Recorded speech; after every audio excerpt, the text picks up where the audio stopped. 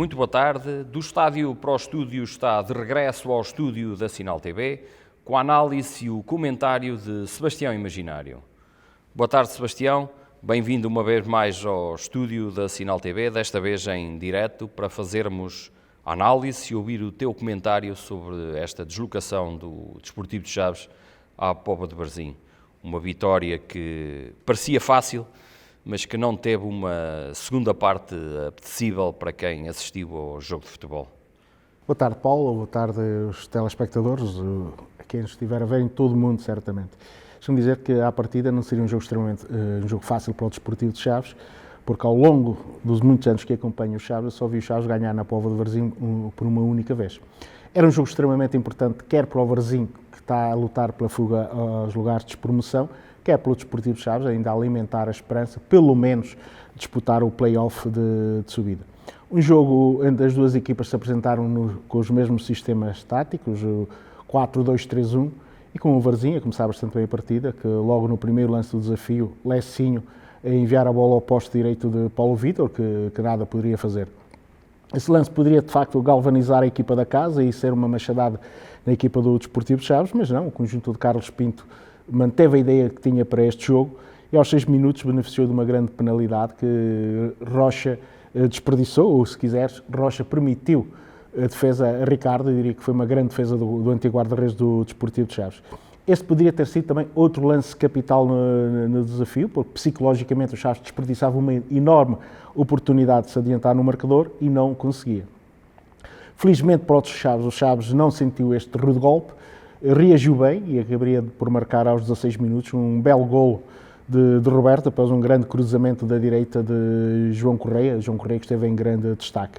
Diria que a partir daqui se iniciaram um autêntico tsunami para o Desportivo de Chaves, um vendaval de futebol ofensivo e algumas incidências que levaram, de certa forma, a facilitar, entre comas, a vitória do Chaves. Talvez a melhor meia hora do Desportivo de Chaves esta época. Isso é a opinião. Eu diria que, por exemplo, eu vi este Desportivo de Chaves muitíssimo forte também no Campos Seixal, no primeiro jogo da época, onde há meia hora também estava a ganhar por 3-0 ao Benfica, com uma grande exibição. Foi, de facto, uma meia hora muito bem conseguida nesta partida da equipa de Carlos Pinto, que fez 1-0 aos 16 minutos. Depois, aos 19 minutos, beneficia da expulsão de Ahmed. Sinceramente, não sei o que é que passou pela cabeça do jogador do Varzim. E depois o Chaves foi avolumando o resultado, primeiro num grande golo de Jonathan Toro, que não deu qualquer possibilidade a Ricardo, apesar do guarda-redes do Chaves ter esticado, o antigo guarda-redes do Chaves, antigo capitão, se ter esticado de facto para tentar evitar o golo, não conseguiu, e depois aos 27 minutos um grande golo de Niltinho, após mais uma assistência de João Correia. Diria que aos 30 minutos o resultado estava praticamente definido e o Chaves, com uma vantagem confortável, com mais um elemento em campo, até ao intervalo controlou o jogo a seu belo prazer. Mas isto no futebol não há verdades absolutas e um lance perfeitamente controlado pela equipa do Desportivo Chaves, Vasco Fernandes comete um erro de principiante num passe interior, colocou a bola em Agdon passou para Patrick Fernandes e Patrick Fernandes reduziu o marcador. Nos segundos 45 minutos, de facto, o Chaves, sobretudo os últimos 20 minutos, eu não diria que os primeiros 25 minutos o Chaves até reentra bem na partida. O Chaves pode fazer logo o quarto golo, mais um cruzamento de João Correia da direita. E João Reis. E João Correia. João Correia da direita e Niltinho ao segundo posto, a chegar ligeiramente atrasado para fazer o desvio. O Chaves aos 69 minutos goza de uma boa oportunidade para marcar, um livre que Ricardo oferecer um livre ao Desportivo de Chaves, agarrar a bola fora da grande área, perdão. Depois Chaves em posição frontal, Jonathan Toro a rematar bastante mal, numa situação privilegiada. A partir daqui é que as coisas se complicaram para os Chaves. Aos 71 minutos, Vasco Fernandes, uma vez mais, a ser, entre comas, comido por Patrick, e Patrick a obrigar Paulo Vítor a uma excelente defesa. Para mim, este é o lance capital do desafio, porque faltavam 20 minutos para o jogo, o Chaves vai com 2-1, e depois com o Varzim a subir, o Chaves iria certamente sofrer o resto da partida. É verdade que o Varzim, galvanizado por este lance, procurou reentrar na partida, mas a verdade é que, à exceção de um lance em que Osufo apareceu em excelente posição à entrada da grande área, não construiu mais nenhuma situação de perigo. O Chaves, aqui e ali, já na parte final, na reta final, João Correia poderia também ter marcado 4 gols. Sebastião, desculpa só interromper-te, mas dá-me a sensação que, apesar do Chaves estar numa posição confortável na segunda parte, é sempre diferente a jogar com mais um homem e a vencer por 3-1, os jogadores também sentiram que era de extrema importância o resultado.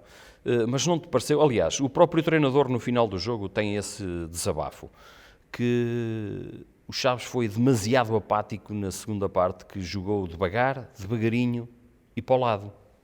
Bem, isso é uma realidade, sobretudo nos últimos 20 minutos, porque penso que a má imagem mesmo do Chaves foi a partir dos 70 minutos.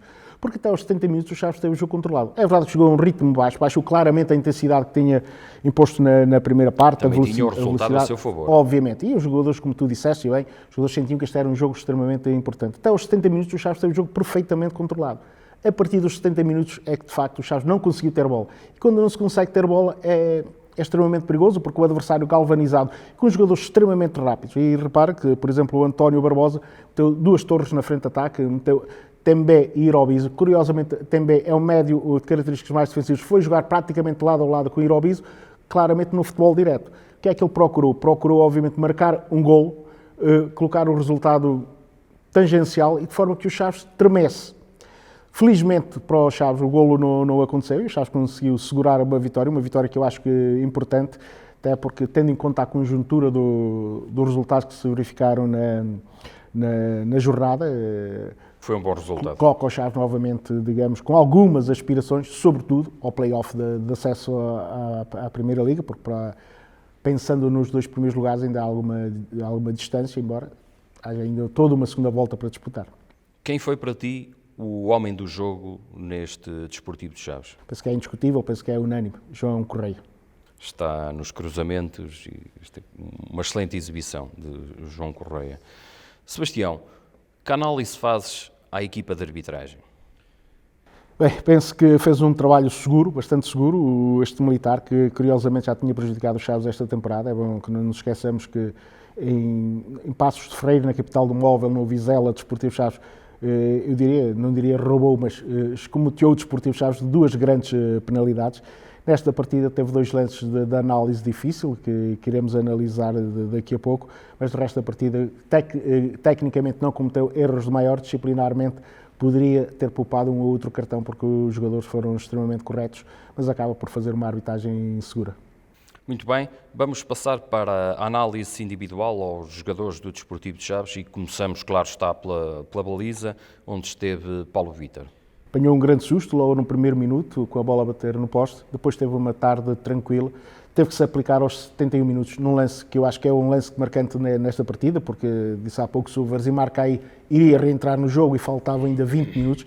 Este foi de facto, e aí emergiu o guarda-redes de uma equipa grande. E de facto o Paulo Vítor, que tem nos últimos meses, nos últimos 4, 5 jogos, tem oscilado ótimo com o menos bom. Desta vez esteve bem para o Desportivo Chaves, fez uma grande defesa, garantiu a margem confortável e foi importante nessa fase. Depois nos cruzamentos esteve sempre tranquilo. 3 para Paulo Vítor. Que nota para o homem do jogo, João Correia? 4 para João Correia, além das assistências, 2 grandes assistências, teve também na assistência para o lance da grande penalidade, mas dizer que João Correia jogou sempre de pedal a fundo, pé no acelerador, uma grande exibição de João Correia, pena foi não ter marcado um golo. Ele que e teve a oportunidade. Teve a oportunidade na parte final, mas deixa-me dizer que ficou na retina um lance na etapa complementar, na segunda parte, em que ele vem do flanco direito ao flanco esquerdo, um lance perigoso da equipa do Varzim, ele vem cortar a bola e depois é ele próprio que inicia o lance ofensivo do Desportivo Chaves. Uma grande exibição de João Correia. Eu diria que João Correia demonstrou a atitude que os jogadores do Chaves devem ter, não só neste jogo, mas daqui para diante, porque se todos tiverem a atitude que João Correia teve nesta partida, um jogador comprometido, um jogador intenso, penso que o Chaves ainda pode, de facto, pensar em algo grande esta temporada. Nota para Vasco Fernandes, um dos últimos reforços a chegar no mercado de inverno. E da semana passada dei-lhe nota positiva, mas desta vez não posso dar. Nota 2 para Vasco Fernandes, cometeu 2 erros de principiante. É o grande responsável do golo da equipa do Varzim. E depois, aos 71 minutos, para um jogador extremamente experiente como ele é, não se pode deixar ludibriar da forma que foi por Patrick Fernandes e foi salvo pelo guarda-redes Paulo Vítor. Nota para o capitão Rocha. Três para Rocha. Três para Rocha, deixa-me dizer que podia ficar marcado pelo lance da grande penalidade, mas Rocha é dos duros, é daqueles jogadores que de facto tem muita experiência e sabe estar em campo. A partir daí, o lance não perturbou, até porque o Chaves pouco depois também chega à vantagem e tranquilizou. E o Rocha é de facto um líder nesta equipa do Desportivo Chaves, e diria que 3, se fosse em termos de faculdade, teria que ir ao oral, mas é uma nota positiva. Nota para João Reis. 3 para João Reis, pouco visto em ações ofensivas, quer na primeira, quer na segunda parte. Nesta etapa, sobretudo na segunda parte, teve grandes dificuldades após a entrada de Osuf ali para o seu flanco, mas levou a água ao seu moinho. Nota para Jonathan Toro. 3 para Jonathan Toro. É um jogador importante nesta equipa do Desportivo Chaves, um jogador que dá bastante influente no esquema de Carlos Pinto. Até neste 4-2-3-1 ele jogou atrás do ponta de lança, foi o homem a seguir que saía à pressão. É sobre ele que é cometida, não, é sobre ele que Ahmed comete a infração para ser alvo de expulsão, e depois ele marca um grande gol que dá uma grande confortável ao Desportivo Chaves. Nota para, sei que és fã particular, nota para Nuno Coelho. 3 para Nuno Coelho, depois de alguns jogos fora não é do seu habitat natural, porque ele é central de formação. E a sua carreira foi essencialmente a central. A central, mas nós no Desportivo Chaves estamos habituados a vê-lo como médio defensivo. Voltou àquilo que tem sido, sobretudo nesta época, o seu habitat natural. É um jogador que não se dá muito nas vistas, mas está sempre, digamos que é o matador silencioso das ações do meio campo. Ele dividiu com... Um verdadeiro trinco à moda antiga. É um trinco. E depois tem uma circunstância, ele sai muitíssimo bem a jogar. De tal forma que ele é ele que iniciou o lance do terceiro golo do Desportivo de Chaves, com um belo passe para João Correia. Depois disso dividiu ali na construção a 3, foi alternando com o Luís Silva, mas acaba por fazer uma boa exibição o Nuno Coelho. Nota para Luís Silva. 3 para Luís Silva, é um jogador intenso, é um jogador que está cada vez mais próximo daquele Luís Silva que nós conhecemos. É de tal forma intenso, entrega-se tanto ao jogo, que viu mais um cartão amarelo que o impede de dar o contributo na próxima jornada.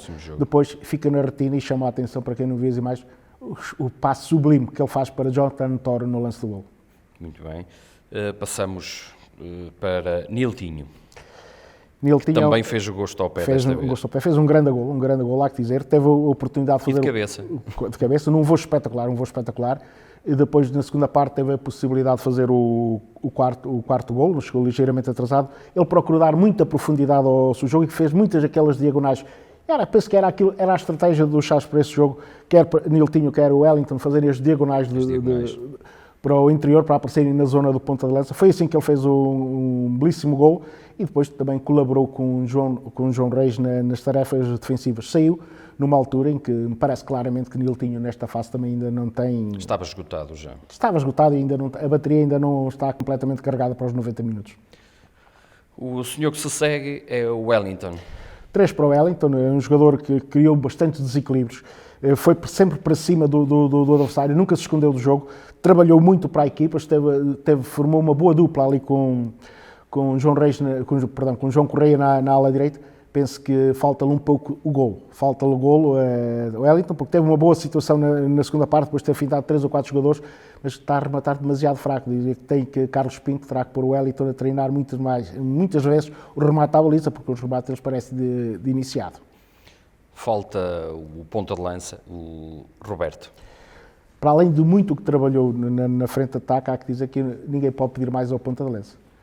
Roberto foi servido 2 vezes na perfeição, e já o disse aqui que o ponta de lança é o que depende mais do jogo coletivo. A verdade é que na primeira vez ganhou a grande penalidade e na segunda marcou um excelente golo. Depois deu, como se costuma dizer, o corpo ao manifesto em prol da equipa, viu algumas vezes em ações defensivas a colaborar com a equipa e acaba também por fazer uma boa partida. Diria que Roberto nota-se claramente, até porque o golo também traz isso, que é um jogador que também está a adquirir, os índices de confiança estão a subir. Está a ganhar ritmo. Ao 11 inicial já fizeste a tua análise, agora pedia-te, Sebastião, que fizesses a tua análise individual aos que saltaram do banco, e podemos começar exatamente pelo Zé Tiago. O Zé Tiago, curiosamente, ele entrou a substituir um esgotadíssimo Jonathan Toro, E entrou bem. Os primeiros 10 minutos Zé Tiago conseguiu trazer ali alguma circulação à zona intermediária do Desportivo Chaves. O problema é que depois a equipa caiu a pico nos últimos 20 minutos, incompreensivelmente, e aí Zé Tiago já não teve a influência que eu pensei quando o Carlos Pinto o lançou, e é claramente a intenção do Carlos Pinto querer ter bola na frente de ataque. Eu até fiquei com alguma curiosidade de ver a prestação de Zé Tiago, porque Zé Tiago ia jogar precisamente naquela posição em que ano passado no Mafra deu nas vistas. E brilhou bastante. E brilhou. Infelizmente as coisas depois, para ele e para a equipa, começaram a correr mal, sobretudo a partir dos 70 minutos. E Zé Tiago não teve a influência que eu pensei que poderia ter. Nota 2 para Zé Tiago. Nota para Batchi. Jogou 16 minutos, seguindo aquele critério que são 15 minutos, mas aqui é mais um minuto. Não vou atribuir nota a Batchi, vou analisar e acho que claramente a prestação de Batchi está na linha daquilo que fez na última partida. Entrou bastante mal na partida Batchi, e há um lance sintomático da forma como o Batchi está, a confiança que o Batchi tem neste momento. Há um lance na etapa complementar, na segunda parte, em que João Correia coloca a bola, em que pode ou cruzar para um colega ou rematar à baliza de Ricardo, e ele veio para trás e a bola chegou ao guarda-redes do Desportivo Chaves, e o Batchi do início da época era um jogador que ia para cima do adversário, que não tinha medo, e neste momento a falta de confiança traz isso. Se calhar pelo mesmo critério não vais atribuir ao William, que acabou de chegar. Não acabou de chegar, mas deixa-me dizer que o William vai acrescentar ao Desportivo Chaves. É um jogador que à partida não dá descanso à defensiva adversária, é um jogador que luta, é um jogador... E ganha muitas faltas à entrada da área. E além de ganhar muitas faltas, é um jogador que pode ser um exemplo para os colegas, porque em termos de dedicação, certamente vai ser dos jogadores mais dedicados à causa do Desportivo Chaves, e provou-se isso no tempo em que esteve em campo. Teve um lance, teve uma situação de golo, estava em posição irregular, mas também não ia fazer porque Ricardo chegou primeiro. De qualquer das formas, é uma opção válida para Carlos Pinto para o que resta de campeonato, e eu diria que é uma boa opção para o treinador do Desportivo Chaves. Por último entrou o Rafael Viegas, foi estratégia. Sim, 5 minutos, jogou 5, 6 minutos, numa altura em que Carlos Pinto tirou o fatigado Wellington, mandou subir no terreno o João Correia, e ele integrou-se ali naquela fase do jogo. Certamente já era a pensar no próximo jogo, eventualmente, e jogar com o relógio. Muito bem, passamos à tua análise ao Carlos Pinto, ao técnico deste jogo, que voltou às vitórias. Ora, nota 3 para Carlos Pinto. Nota 3 para Carlos Pinto, eu vou dividir a nota 3 a Carlos Pinto, porque como é que eu chego à nota 3 de Carlos Pinto? 4 pela primeira parte da equipa, 2 pela segunda parte da equipa e 4 pela intervenção que ele teve após o jogo na flash interview à Sport TV. 4 porque o Chaves, de facto, como ele disse, e como penso que é unânime, embora haja quem veja outros jogos, ou veja jogos noutra televisão que passa outras imagens, o Desportivo Chaves fez de facto uma boa primeira parte. Carlos Pinto fala em 35 minutos, eu diria que o Chaves fez uma boa primeira parte, globalmente uma boa primeira parte, com um vendaval de futebol de 10, 15 minutos, onde construiu o resultado. Foi uma equipa intensa, uma equipa agressiva, uma equipa que jogou com velocidade, e isto muitas vezes não se apercebe, eu já frisei isto várias vezes, quem está na televisão não se apercebe o que se passa nas 4 linhas. Isso foi muito fruto de Carlos Pinto, que não é aquele treinador espalhafatoso que está sempre a gesticular, mas que fala muito, apesar daquela posição de estar com as mãos nos bolsos, como é muito crítico, que é um pouco ativo, porque está sempre com as mãos nos bolsos. Essas pessoas esquecem-se que o grande trabalho dos treinadores é feito durante a semana, não é durante o jogo. Isso tem a ver com a maneira de ser dele também. Sim, eu, por exemplo, certamente que tu deves recordar de Enzo Biarzotto, o campeão italiano. Deves-te lembrar, por exemplo, de Artur Jorge, o primeiro treinador português a conquistar uma Liga dos Campeões, que estavam sempre impávidos e serenos no banco. Porquê? Porque o trabalho que estava feito tinha que ser feito durante a semana. Ao fim de semana, os jogadores só tinham que executar. É evidente que, de vez em quando, é preciso corrigir uma outra posição, mas não é preciso estar ali a gesticular, a dar espetáculo. Muitas vezes corrige-se com uma conversa... Ferguson. Com Alex Ferguson, por exemplo, Vicente Del Bosque, é o caso mais paradigmático. Vicente Del Bosque é provavelmente o treinador mais galardoado dos últimos anos. Eu nunca vi Vicente Del Bosque dar um grito. Muito sereno. Sereno, e está muitas vezes com as mãos nos bolsos. De facto, esses Chaves dos primeiros 45 minutos fez, na minha opinião, uma boa partida. Nos segundos 45 minutos, e quando não foi por vontade de Carlos Pinto. Carlos Pinto estava extremamente chateado no banco. Estava extremamente chateado e eu vi dar Ele disse-o no fim. 2 ou 3 vezes dar pontapés no banco dos suplentes, porque ele não estava nada agradado com a prestação da sua equipa e frisou isso à sua equipa. E como tu disseste já, que ele referiu isso, que o Chaves na segunda parte chegou devagarinho para trás e para o lado. Obviamente. Muitas vezes as pessoas dizem, mas ele tinha que dar 2 berros, tinha que... Mas muitas vezes essa mensagem nem sequer passa aos jogadores, porque são os jogadores que decidem dentro das 4 linhas. E os jogadores estavam a sentir a responsabilidade de somar do jogo, pontos. obviamente. Isso também é importante. Depois, na minha opinião, a análise perfeita que ele fez ao jogo. O Desportivo está a jogar muitíssimo bem nos primeiros 45 minutos. É verdade que tem a felicidade daquela incidência da expulsão do jogador do Varzim, e a chamar a atenção aos jogadores que não pode o Chaves fazer uma primeira parte de 17 e uma segunda parte de 6 ou 7. De facto, o Chaves tem que ser mais equilibrado ao longo Entrar de Ferrari e sair de 2 cavalos. Obviamente, o Chaves não pode oscilar tanto durante uma partida de futebol. Aquilo que eu acho é que se o Chaves conseguir prolongar no tempo os primeiros 45 minutos, o Chaves vai ter uma palavra a dizer no que resta do campeonato. Agora, se virmos muitas vezes o Chaves da segunda parte, penso que não poderemos... Não podemos ansiar grandes coisas. Grandes coisas. Sebastião, vamos agora fazer a análise. Há 2 lances fundamentais neste jogo. Um é aos 6 minutos, que dá a grande penalidade, mas curiosamente, e chamo-te a atenção para isto, antes desse lance, eu por acaso durante o jogo não me apercebi, foi depois a realização aqui da Sinal TV que me chamou a atenção sobre isso. O lance, há uma falta que antecede o lance da grande penalidade. Não sei se reparaste nesse lance, o penalti, acho que não restam dúvidas de que é a grande penalidade, só que provavelmente antes desse lance existia uma falta.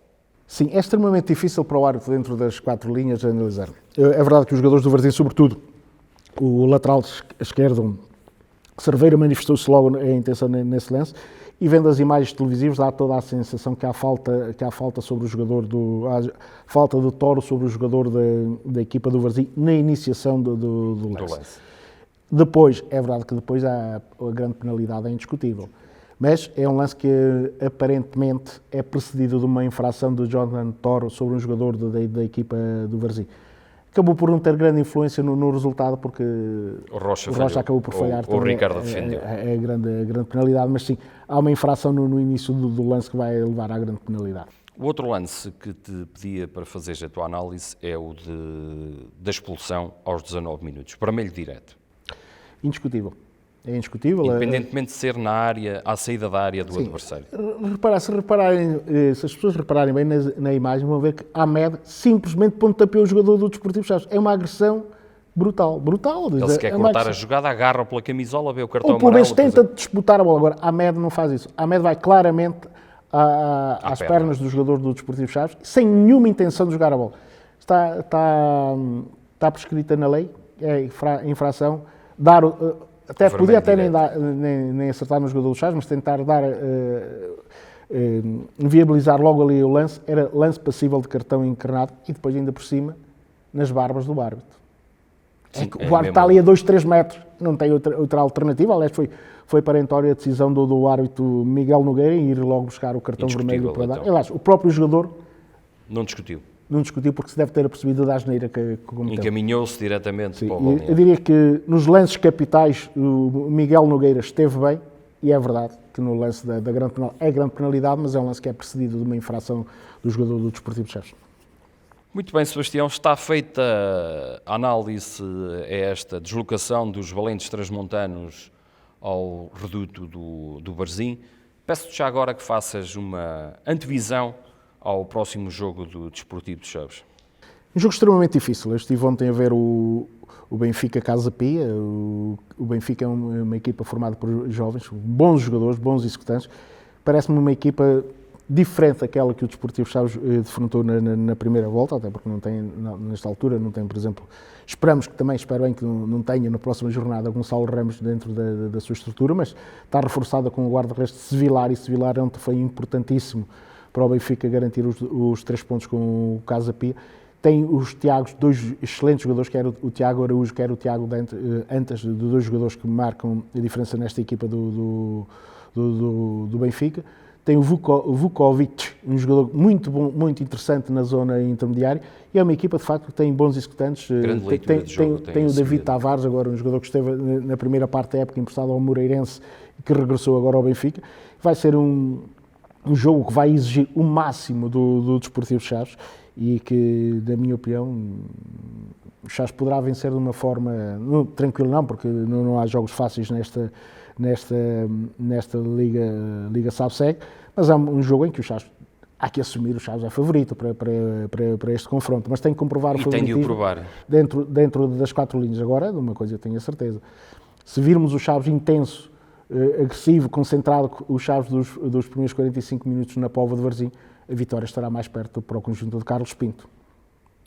Muito bem, Sebastião. Passamos agora, vamos andar em frente e passar para o Campeonato de Portugal, Série A. O Bidago não jogou porque o Maria da Fonte tinha alguns casos de Covid-19. O jogo foi adiado para o dia 16 deste mês, mas tivemos uma vitória do Pedras Salgadas e uma derrota um pouco sabor amargo, agridoce, assim se quiser dizer, do Montalegre fora de portas no reduto do Moralinense. Que análise fazes a esta jornada? Essa derrota do Montalegre, agri foi. Doce não tem nada porque terá afastado o Montalegre da possibilidade de chegar ao segundo lugar. Sendo certo que ainda faltam 7 jornadas, faltam 21 pontos. Parece-me que aquilo que eu dava como consumado aqui há umas semanas atrás, que o Montalegre teria relativamente assegurado o play-off de disputar o acesso à terceira liga, não me está assim tão assegurado. Eu estive a ver a classificação, as coisas estão ali muito equilibradas. É certo que ainda tem uma boa margem, mas há equipas que ainda não têm quando houver o acerto de calendário é que se vai ver se de facto tem ali. É verdade que continua no terceiro lugar, é uma equipa que esteve sempre ali no segundo, terceiro lugar, andou sempre ali na parte alta da tabela classificativa. Sendo certo que neste jogo era um jogo extremamente difícil. Apesar do resultado não espelhar bem aquilo que se passou em campo. Sim, fui acompanhando o jogo. Sabes que nisto aqui o que conta são os resultados. E a sorte procura-se. E é certo que eles procuraram. Eu diria que, eventualmente, regressando agora à segunda liga, que uma das equipas que eu acho que praticam um futebol de encher o olho, está no último lugar da tabela classificativa, que é o Futebol Clube do Porto B. Eu acho que é uma equipa que tem miúdos que jogam fantasticamente bem o futebol. Mas o futebol vive de resultados. E os resultados não aparecem. E os resultados são esses os resultados que dizem. O Montalegre tinha, de facto, podia encurtar a margem para o Merlinense. Agora são margem de 9 pontos para o Merlinense. É verdade que ainda há 21 pontos, mas será difícil à equipa de José Manuel Viagem conseguir essa segunda posição. Penso que ficar em segundo ou ficar em quinto é igual, porque vai dar acesso também ao tal play-off, mas não se pode descuidar muito. O quinto lugar pode fugir. Obviamente, até porque na ronda anterior teve um mau resultado ao empatar em casa com o Cerveira. Quanto à Juventude de Pedras Salgadas, eu previa dificuldades à equipa de Andrés Madrid. A verdade é que já está ali a morder os calcanhares às equipas que garantem a manutenção. 17 pontos, 2 vitórias consecutivas, colocaram a equipa da Vila Termal numa boa posição. Ainda está abaixo da linha d'água, mas já digamos que já consegue. Antes estava ligada à máquina, hoje já saiu dos cuidados intensivos. E olhando mesmo para o calendário, já depende exclusivamente dela para garantir a manutenção, o que é um fator sempre importante. Tem o futuro nas suas mãos. E vamos ver o que é que vai dar a próxima jornada. Sendo certo que nesta jornada, analisando os jogos, houve um aliado transmontano das equipas transmontanas. Digamos que houve uma aliança transmontana. É que, surpreendentemente, o último classificado, o Vimioso, foi ganhar ao Cerveira, que é a equipa que vai certamente lutar ali para o Cerveira estar ali no limbo. No limite mesmo. No limite. Esta vitória surpreendente, parece que ninguém estaria à espera que o Vimioso fosse ganhar ao Cerveira, ainda por cima, depois do Cerveira ter feito um bom resultado em Montalegre, e deixou tudo em aberto. O Vidago não jogando, e se ganhar este jogo que tem atraso, dá um bom passo para garantir a manutenção. sendo certo que para qualquer das três equipas vai Montalegre para manter, penso que não tem problemas nenhums para manter, certamente vai ter que sofrer para garantir o acesso à terceira liga. O Vidago e o Pedras vão ter que sofrer até o final do campeonato e penso que por aquilo que têm demonstrado têm condições para serem felizes. Está ao seu alcance. Está ao seu alcance. Para já dependem deles. Dependem deles, o que é ter o futuro nas mãos é sempre importante e não depender de terceiros, depender daquilo que eles sejam capazes de fazer dentro das quatro linhas. Duas notas finais. Uma nota para dizer que parabéns para a equipa de futsal feminino do Desportivo de Chaves. Está a fazer um bom trabalho também. Excelente. E por acaso... Dois jogos, duas vitórias fase de manutenção. Afinal que se está a trabalhar relativamente bem, não sei qual é. Eu vi uma entrevista da treinadora, a Ruth Carvalho, se a memória não me atraiçou, a dizer que não tem grandes condições, mas de facto é que dentro da quadra a equipa está a demonstrar... Duas vitórias fora de porta. Duas vitórias fora de porta e certamente que o objetivo passará por garantir a manutenção. A outra nota é para dizer, hoje foi um programa excepcional e em tempo de pandemia, cuide-se, fique em casa e tome as devidas precauções. Muito bem, Sebastião. Foi do estádio para o estúdio, com a análise e o comentário de Sebastião Imaginário. Até para a semana.